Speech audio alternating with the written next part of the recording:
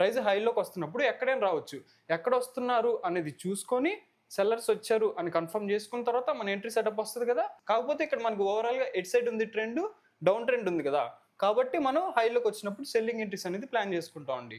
Market up side వెళ్తుందని buying entries plan చేయడం, లేదు మార్కెట్ మీకు అగ్నెస్ట్గా ఎటు సైడ్ మూవ్ అవుతుంది, పెద్ద మూవ్మెంట్ వస్తుందని అటు సైడ్ ఎంట్రీని తీసుకోకూడదండి ఎప్పుడు కూడా.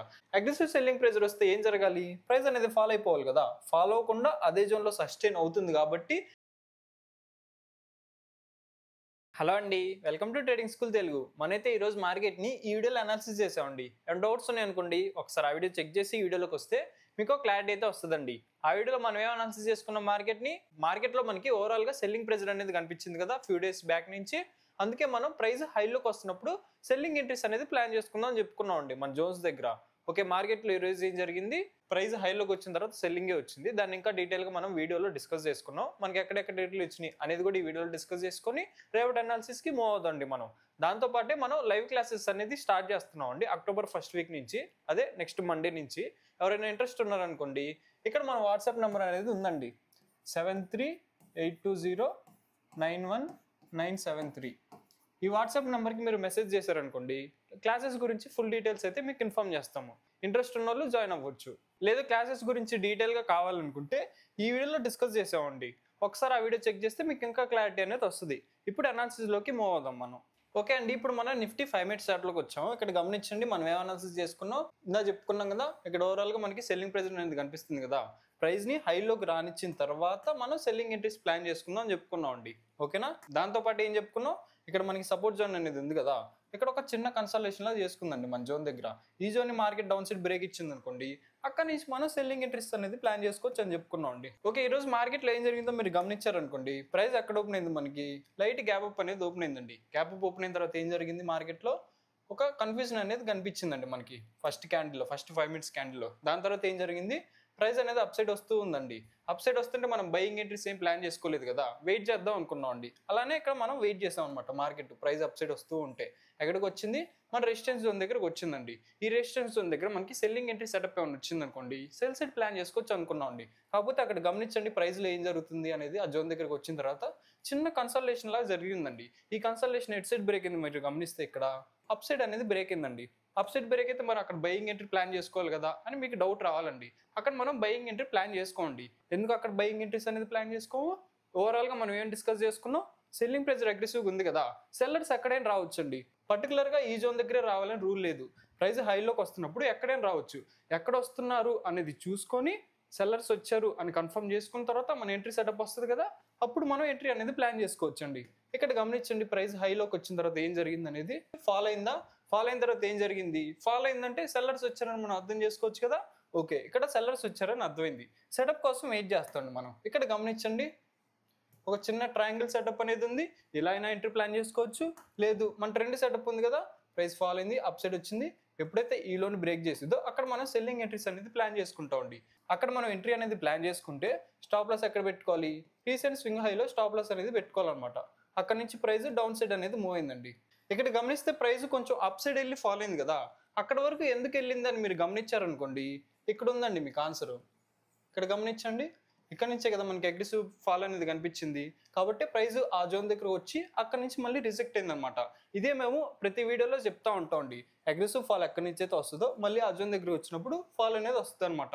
అగ్రెసివ్ బయింగ్ ఎక్కడి నుంచి అయితే వస్తుందో మళ్ళీ ఆ జోన్ దగ్గరికి ప్రైస్ వచ్చినప్పుడు బయింగ్ అనేది వస్తుంది అనమాట. కాకపోతే ఇక్కడ మనకు ఓవరాల్గా ఎట్ సైడ్ ఉంది ట్రెండ్, డౌన్ ట్రెండ్ ఉంది కదా, కాబట్టి మనం హైలోకి వచ్చినప్పుడు సెల్లింగ్ ఎంట్రీస్ అనేది ప్లాన్ చేసుకుంటాం అండి. నెక్స్ట్ గమనించండి, ప్రైస్ అనేది ఫాలో అయిందా, మన జోన్ దగ్గరికి వచ్చిందండి. సపోర్ట్ జోన్ దగ్గరికి ఏం జరిగింది, అక్కడ ఒక చిన్న కన్సల్టేషన్ లా జరిగిందండి. ఓకేనా, ఈ కన్సల్టేషన్ ఎందుకు జరిగింది మీరు గమనిస్తే, ఇక్కడ నుంచి బయింగ్ ప్రెజర్ అనేది కనిపించింది కదా, మళ్ళీ ఈ జోన్ దగ్గరికి వచ్చినప్పుడు ప్రైస్ అక్కడ బయర్స్ అనే వాళ్ళు ట్రై చేశారనమాట పైకి తీసుకెళ్ళడానికి. కాకపోతే సెల్లింగ్ ప్రెజర్ అగ్రెసివ్గా ఉండేసరికి ప్రైస్ అప్ సైడ్ మూవ్ అవ్వలేకపోయిందండి. ఓకేనా, నెక్స్ట్ గమనించండి, కన్సల్టేషన్ ఎట్ సైడ్ బ్రేక్ అయింది, మనకి డౌన్ సైడ్ అనేది బ్రేక్ అయిందండి ఒక మంచి రెడ్ క్యాండిల్తో. ఇక్కడ మనం సెల్లింగ్ ఎంట్రీ అనేది ప్లాన్ చేస్తామండి.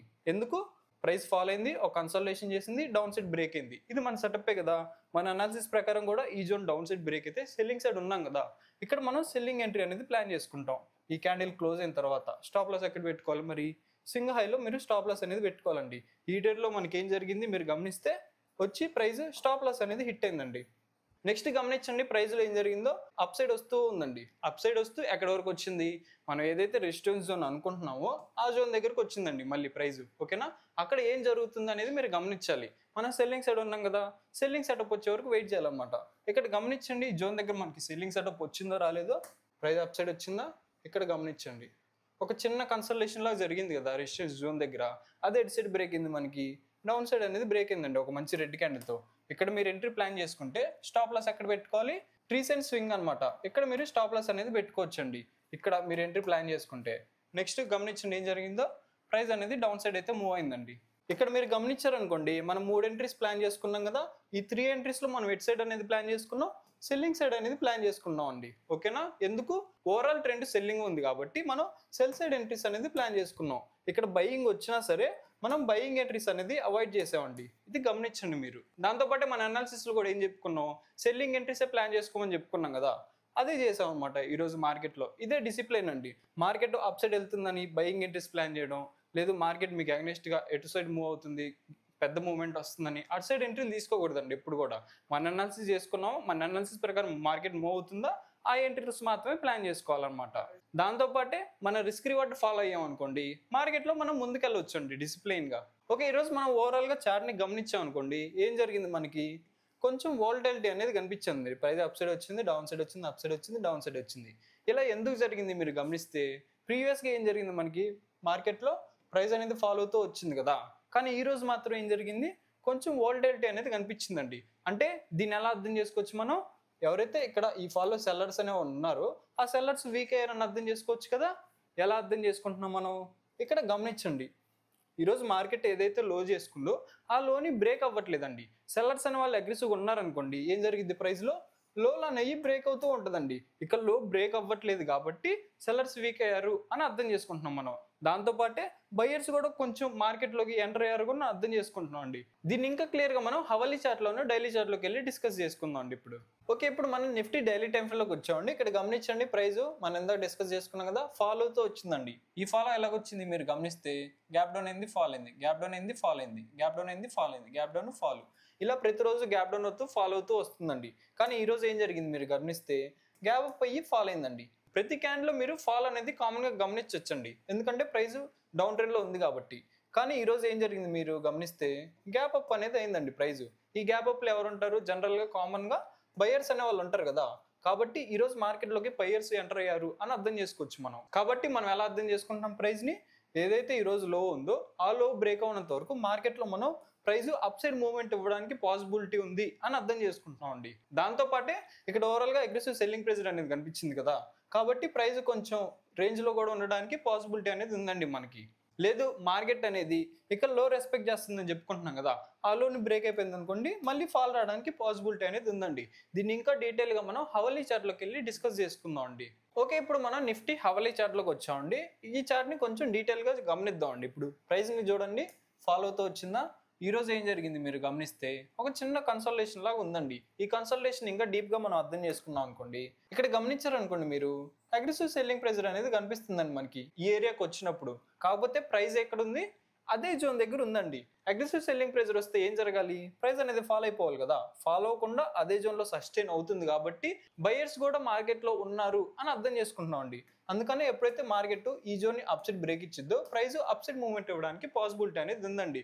లేదు ఈ జోన్ని డౌన్ సైడ్ బ్రేక్ ఇచ్చింది అనుకోండి, ఫాల్ రావడానికి పాసిబిలిటీ అనేది ఉందండి. కాకపోతే ప్రైస్ లోకి వచ్చిన తర్వాత ఈ జోన్ దగ్గర మనం బయింగ్ ఎంట్రీస్ అనేది ప్లాన్ చేసుకోవచ్చు. ఎందుకు బయింగ్ ఎంట్రీస్ అనేది ప్లాన్ చేసుకోవచ్చు, ఇక్కడ ఏం చెప్పుకుంటున్నాం మనం, సెల్లర్స్ అనే వాళ్ళు వీక్ అవుతున్నారు అని చెప్పుకుంటున్నాం కదా, కాబట్టి ప్రైస్ లోకి వస్తున్నప్పుడు బయర్స్ అనే వాళ్ళు యాక్టివేట్ అవుతారండి, సెల్లర్స్ వీక్ అయ్యారు కాబట్టి. ఇది అర్థం చేసుకోండి. ఈ పాయింట్ ని మనం ఒక ఎగ్జాంపుల్ తో గమనిద్దాం అండి. ఇక్కడ చూడండి, ప్రైస్ ఫాల్ అయిందా, ఇక్కడ మనకి బయింగ్ ప్రెజర్ అనేది కనిపించింది కదా ఈ గ్రీన్ క్యాండిల్స్ లో. నెక్స్ట్ ఏం జరిగింది మీరు గమనిస్తే, ప్రైస్ మళ్ళీ లోకి వస్తున్నా సరే బయర్స్ అనే వాళ్ళు ట్రై చేశారనమాట. ఎందుకు, ఇక్కడ బయింగ్ ప్రెజర్ కనిపించింది కాబట్టి ప్రైస్ మళ్ళీ లోలో దొరుకుతున్నా సరే సపోర్ట్ జోన్ దగ్గర బయర్స్ అనే వాళ్ళు యాక్టివేట్ అయ్యారనమాట. మరి ఇక్కడ బయింగ్ రాలేదు అని మీకు డౌట్ వచ్చింది అనుకోండి, ఇక్కడ జరిగింది ఏంటిది మీరు గమనిస్తే, ఈ లో అనేది బ్రేక్ అయిపోయిందండి. ఏదైతే బయర్స్ ట్రై చేసిన లో ఉందో ఆ లోని బ్రేక్ చేశారు కాబట్టి మళ్ళీ మార్కెట్లోకి సెల్లర్స్ అనే వాళ్ళు వచ్చారనమాట. మరి బయింగ్ ఎప్పుడు వస్తుంది, ఇలా ప్రైస్ బిహేవ్ చేసినప్పుడు, ఇక్కడ హై ఉంది చూడండి, ఫస్ట్ చేసుకున్న హై. ఈ హైని ఎప్పుడైతే మార్కెట్ అప్ సైడ్ బ్రేక్ ఇచ్చిద్దో అక్కడ నుంచి మార్కెట్ లో బయింగ్ రావడానికి పాసిబిలిటీ అనేది ఉందండి. ఆ జోన్ బ్రేక్ అయిన తర్వాత సెల్లర్స్ అనే వాళ్ళు కొంచెం ఆగిపోతారండి, అందుకే బయింగ్ ప్రెజర్ అనేది కనిపిస్తుంది అనమాట మనకి. ఇక్కడ కూడా మనం ప్రైస్ ని అలానే అర్థం చేసుకుందాం అండి. ఓకే, రేపటి ప్లాన్ ఏంటి అనేది మనం 5 minutes లోకి వెళ్ళి జోన్స్ తో పాటు అనాలిసిస్ చేసుకుందాం అండి ఇప్పుడు. ఓకే, ఇప్పుడు మనం నిఫ్టీ 5 minutes చార్ట్ లోకి వచ్చామండి. ఇక్కడ గమనించండి, మన సపోర్ట్ జోన్ ఉంది కదా, ఆ సపోర్ట్ జోన్ ని మార్కెట్ అయితే డౌన్ సైడ్ బ్రేక్ ఇచ్చిందండి. కాబట్టి ఇది సపోర్ట్ జోన్ లో వర్క్ అవడానికి పాసిబిలిటీ ఉందంటే ఉందండి. కాకపోతే ఇక్కడ మనకి జోన్ కొంచెం పెద్దది చేసుకోండి అని మార్కెట్ చెప్పిందండి. ఎలా చెప్పింది ఇక్కడ గమనించండి, లో అనేది చేసుకుంది కదా జోన్ దగ్గర, కాబట్టి దీని మొత్తాన్ని కూడా మనం ఒక బయింగ్ జోన్ లా కన్సిడర్ చేసుకుంటున్నాం అండి. అందుకని ప్రైస్ ఈ జోన్ అప్ సైడ్ ఉన్నంత వరకు మనం బయింగ్ ఎంట్రీస్ అనేది ప్లాన్ చేసుకుంటాం అండి. బయింగ్ సెటప్ వచ్చింది అనుకోండి, బై సైడ్ ఎంట్రీస్ అనేది తీసుకోవచ్చు.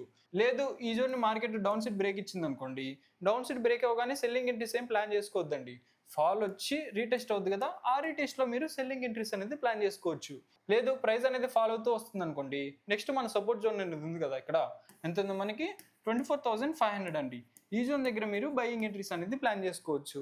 లేదు ప్రైస్ అనేది అప్ సైడ్ వస్తూ ఉంది అనుకోండి, అప్ సైడ్ వస్తుంటే ఇక్కడ మనకి ఫస్ట్ రెసిస్టెన్స్ జోన్ అనేది ఉందండి. ఎంత ఉంది మనకి 24,750 అండి. ఈ జోన్ దగ్గర మీరు సెల్లింగ్ ఎంట్రీస్ ఏం ప్లాన్ చేసుకోవద్దండి. ఎందుకు సెల్లింగ్ ఎంట్రీస్ ప్లాన్ చేసుకోవద్దు చెప్పుకున్నాం కదా, ఆల్రెడీ మార్కెట్ లో సెల్లర్స్ అనే వాళ్ళు వీక్ అవుతున్నారని మనం అర్థం చేసుకున్నాం కదా ప్రైస్ ని బట్టి, చార్ట్ ట్రేడింగ్ ని బట్టి. కాబట్టి ఈ జోన్ దగ్గర మనం సెల్లింగ్ ఎంట్రీ అనేది అవాయిడ్ చేస్తున్నాం అండి. లేదు ప్రైస్ అనేది అప్ సైడ్ బ్రేక్ ఇచ్చింది అనుకోండి, ఈ జోన్ ఒక మంచి గ్రీన్ క్యాండిల్ తో, అక్కడ నుంచి మనం బయింగ్ ఎంట్రీస్ అనేది ప్లాన్ చేసుకోవచ్చు అండి. లేదు ప్రైస్ అప్ సైడ్ వస్తూ ఉంది అనుకోండి, అప్ సైడ్ వస్తుంటే మనకి నెక్స్ట్ రెసిస్టెన్స్ జోన్ అనేది ఉంది కదా, ఇక్కడ ఉందండి 24,920 అండి. ఈ జోన్ దగ్గర మీరు సెల్లింగ్ ఎంట్రీస్ అనేది ప్లాన్ చేసుకోవచ్చు. ఓకే, ఇప్పుడు మనం బ్యాంక్ నిఫ్టీ హవలీ చార్ట్లోకి వచ్చామండి. ఇక్కడ మీరు ప్రైస్ ని గమనించారనుకోండి, ఏముంది మనకి ఫాల్ అయింది. ఈ జోన్ దగ్గర ఎలా ఉంది మనకి ప్రైస్ ఒక చిన్న వాలటిలిటీ లాగా కనిపిస్తుందండి. అగ్రెసివ్ ఫాల్ ఉన్నప్పుడు ఏం జరగాలి, మార్కెట్లో మళ్ళీ ఫాల్ అనేది రావాలి కదా, ఫాల్ రాకుండా ఇక్కడ కూడా కొంచెం వాలటిలిటీ కనిపిస్తుంది. కాబట్టి బ్యాంక్ నిఫ్టీలో కూడా మనం బయింగ్ సైడ్ అనేది ప్లాన్ చేసుకుంటున్నాం అండి.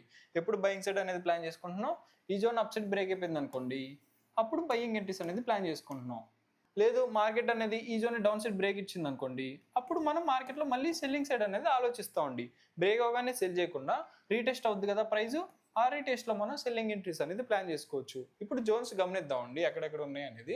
ఫస్ట్ జోన్ ఎక్కడ ఉంది మనకి, ఇక్కడ ఉందండి 54,630 అండి. ఈ level market up side break ఇచ్చింది అనుకోండి, ఇక్కడ నుంచి మీరు బయింగ్ ఎంట్రీస్ అనేది ప్లాన్ చేసుకోవచ్చు. ఎక్కడ వరకు బై సైడ్ ఉండొచ్చు మీరు, నెక్స్ట్ రెసిస్టెన్స్ జోన్ ఉంది కదా మనకి 55K, ఈ జోన్ దగ్గర మీరు సెల్లింగ్ ఎంట్రీస్ అనేది ప్లాన్ చేసుకోవచ్చు అండి.